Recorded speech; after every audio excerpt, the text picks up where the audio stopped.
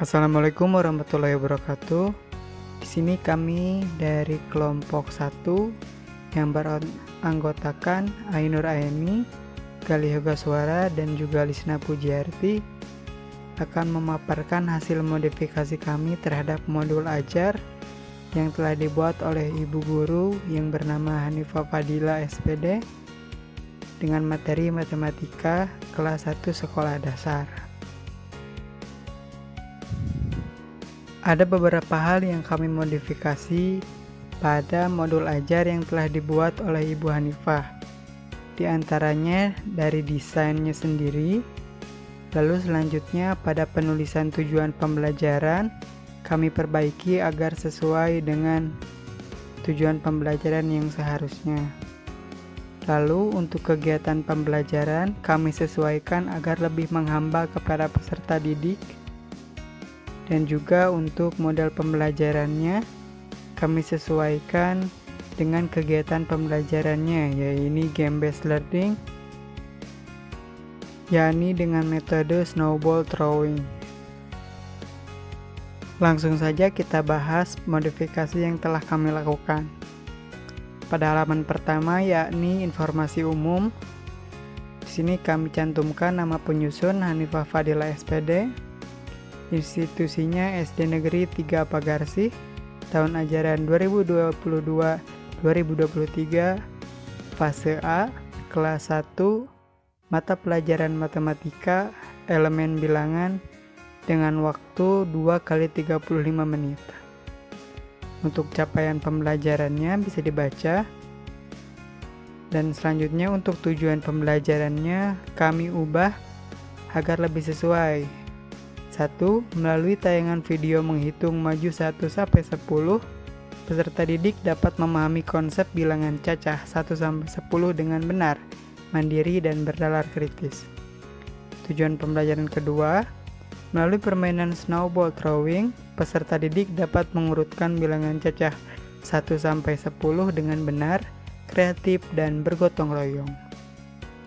Untuk profil pelajar Pancasila, kami tambahkan yang tadinya hanya mandiri, yakni ditambah dengan beriman, bernalar kritis, bergotong royong, dan juga kreatif. Komponen inti, alur tujuan pembelajaran. Yang ke-1, peserta didik dapat mengidentifikasi bilangan dan lambangnya 1-10 berdasarkan kumpulan benda dengan benar dan mandiri. Yang kedua, peserta didik dapat membaca dan menuliskan bilangan cacah 1-10 berdasarkan kumpulan benda benar dan mandiri. Yang ketiga, peserta didik dapat mengidentifikasi lambangan operasi penjumlahan dan lambang sama dengan benar dan bernalar kritis. Yang keempat, peserta didik dapat menjumlahkan bilangan cara menghitung maju dengan benar, bergotong royong, dan kreatif. Lalu ada model pembelajaran. Dalam model pembelajaran kali ini ada dua model. Yang pertama, Discovery Learning, dan yang kedua, Game Based Learning atau Snowball Throwing. Metode pembelajaran pun menggunakan dua metode. Di antaranya yang ke-1, pengamatan dan diskusi, yang kedua, permainan dan berbicara. Lalu ada target peserta didik.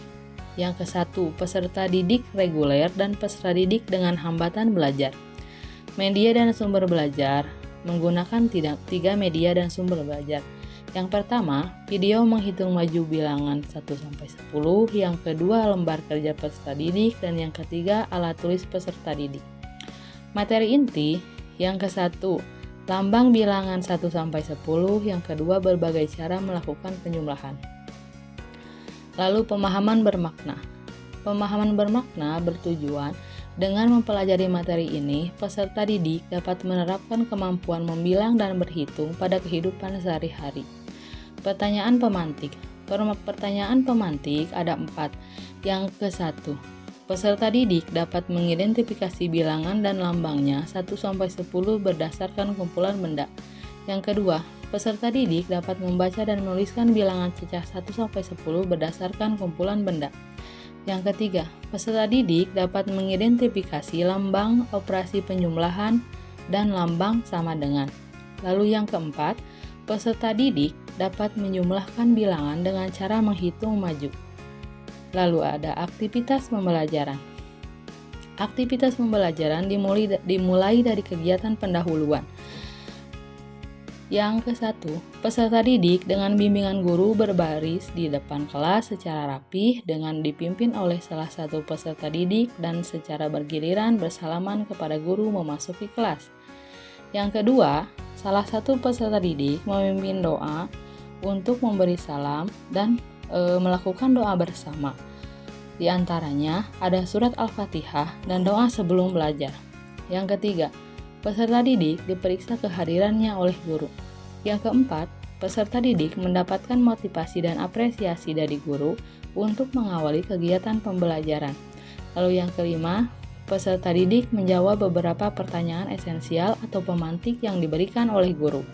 Yang keenam, peserta didik menyimak materi dan tujuan pembelajaran yang disampaikan oleh guru.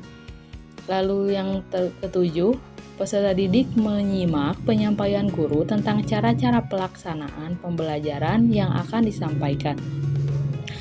Lalu ada mengamati tayangan video. Peserta didik memperhatikan tayangan video tentang menghitung maju bilangan 1-10. Yang kedua, peserta didik diminta untuk dapat membilang lambang bilangan yang dituju oleh guru. Lalu ada permainan snowball throwing. Dalam permainan snowball throwing ini ada 10 langkah. Yang pertama, peserta didik mendengar penjelasan guru tentang cara menghitung maju dengan menggunakan ubin kepada peserta didik. Yang kedua, peserta didik memperhatikan guru memperagakan cara menghitung maju dengan menggunakan ubin kepada peserta didik. Lalu yang ketiga, peserta didik memperhatikan peragaan media pembelajaran untuk permainan snowball throwing. Lalu yang keempat, peserta didik maju ke depan untuk mengikuti instruksi yang diberikan oleh guru. Lalu yang kelima, peserta didik yang ada di depan melemparkan bola ke peserta didik yang lainnya. Yang keenam, guru dan peserta didik memberikan apresiasi kepada peserta didik yang maju atau tepuk wow. Lalu yang ketujuh, peserta didik menerima LKPD yang telah disediakan oleh guru.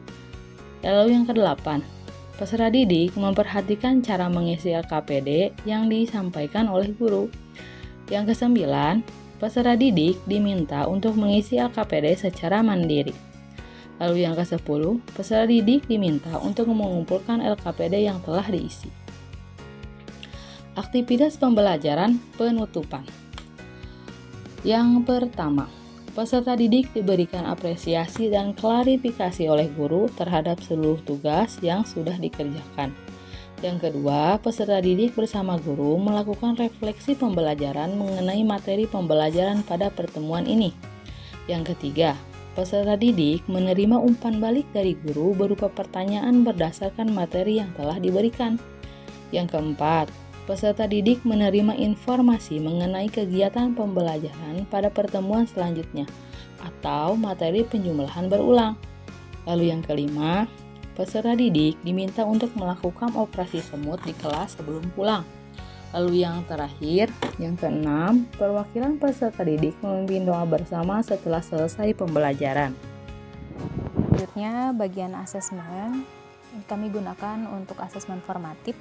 Yang pertama, asesmen non-kognitif, pengamatan berdasarkan tata cara dan sikap peserta didik selama pembelajaran.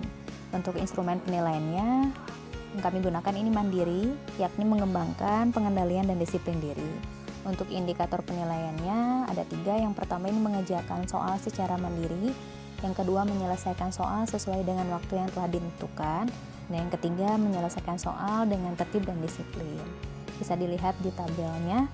Ini keterangannya ada nama peserta didik, kemudian indikator penilaian, jumlah skor, dan juga nilai. Keterangan skornya ini skor 3 sangat baik, skor 2 ini baik, skor 1 cukup, dan skor 0 untuk perlu bimbingan. Nanti nilai yang didapat ini dihasilkan dari jumlah skor yang diperoleh dibagi jumlah skor maksimum dikali 100. Itu nanti akan menjadi nilai untuk peserta didiknya di asesmen non-kognitif. Selanjutnya ada asesmen kognitif. Ini didapat dari hasil lembar kerja peserta didik.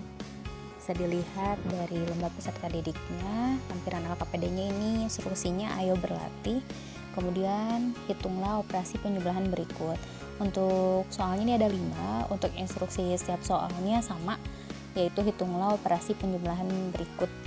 Kemudian untuk jumlah skornya di sini berbeda-beda karena setiap soal ini ada beberapa soal. Jadi untuk setiap butir soal memiliki bobot nilai yang berbeda. Seperti soal nomor 1 ini skornya 5, soal nomor 2 skornya 6, soal nomor 3 skornya 5, soal nomor 4 skornya 5, soal nomor 5 skornya 4. Total skornya nanti ada 25. Untuk di tabelnya sendiri ini ada nama peserta didik, kemudian indikator penilaian. Indikator penilaiannya ada 5 karena berdasarkan jumlah soal yang dikerjakan peserta didik di LKPD.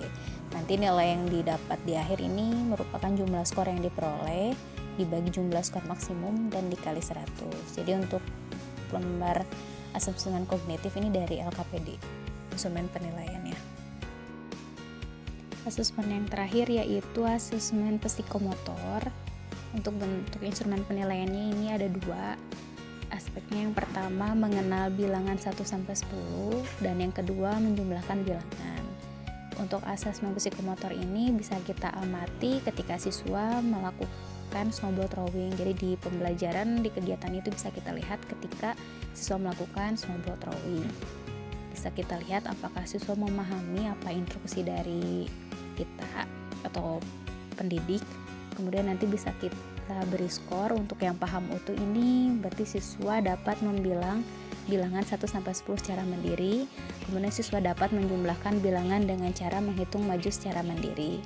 Untuk paham utuh ini diberi skor 4. Kemudian paham sebagian, yakni siswa hanya dapat membilang bilangan tertentu.